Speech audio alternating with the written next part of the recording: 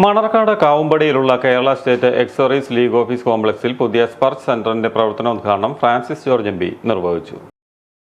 സ്പർശ് കേന്ദ്രം നിങ്ങൾക്ക് എല്ലാവർക്കും അറിവുള്ളതുപോലെ ഇത് വളരെ ഉപകാരപ്രദമാണ്. എക്സ് സർവീസ്മെന്റിനെ സംബന്ധിച്ചിടത്തോളം അവരുടെ പെൻഷൻ ബെനിഫിറ്റ്സ് മറ്റു കാര്യങ്ങളൊക്കെ ഓൺലൈൻ വഴി ഡിജിറ്റലായി ഡയറക്റ്റ് ബെനിഫിറ്റ് ട്രാൻസ്ഫർ എന്നുള്ള നിലയിൽ നമ്മുടെ അക്കൗണ്ടിലേക്ക് ഈ സെന്ററിലൂടെ വരികയാണ്.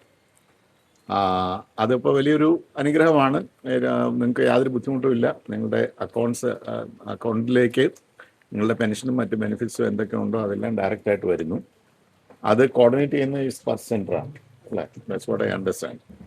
പിന്നെ എന്നോട് ഇവിടെ പറഞ്ഞത് നമുക്ക് ഈ ഡിഫൻസ് എക്സ് സർവീസ്മെനുമായി ബന്ധപ്പെട്ടുകൊണ്ടുള്ള വിവിധ സേവനങ്ങളുടെ കേന്ദ്രങ്ങൾ ഇപ്പോൾ സൈനികക്ഷേമ ഓഫീസറുണ്ട്, അതിൻ്റെ ഒരു സെൻ്ററുണ്ട്.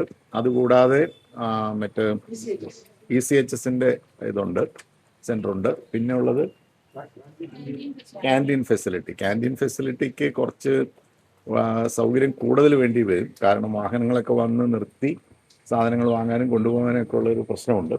അത് പക്ഷേ എല്ലാം കൂടി ഒരു സെൻറ്ററിലാക്കി ഈ പൗൾട്രി ഫാമിനോടനുബന്ധിച്ചുള്ള സ്ഥലം കുറേ നമുക്ക് തന്നിട്ടുണ്ട്. ഇനിയും ഏതാണ്ട് 40-50 സെൻറ്റ് അവിടെ വേക്കൻ്റ് ആയിട്ട് കിടക്കുകയാണ്. ഞാൻ തീർച്ചയായിട്ടും ബഹുമാനപ്പെട്ട സ്പീക്കറോട് സംസാരിക്കാം അദ്ദേഹത്തിൻ്റെ മേഖല എന്നുള്ള നിലയിൽ. അതുപോലെ തന്നെ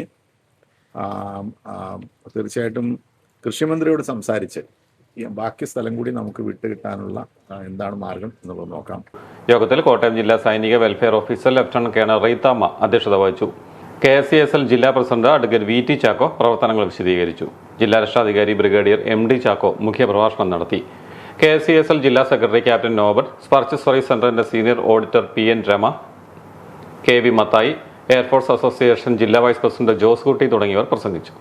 വിമുക്ത ഭടന്മാരുടെ മരണത്തിൽ പോലും വിഭാഗീയമായാണ് ആദരവ് അർപ്പിക്കപ്പെടുന്നതെന്നും ഇതിൽ മാറ്റം അനിവാര്യമാണെന്നും യോഗം വിലയിരുത്തി.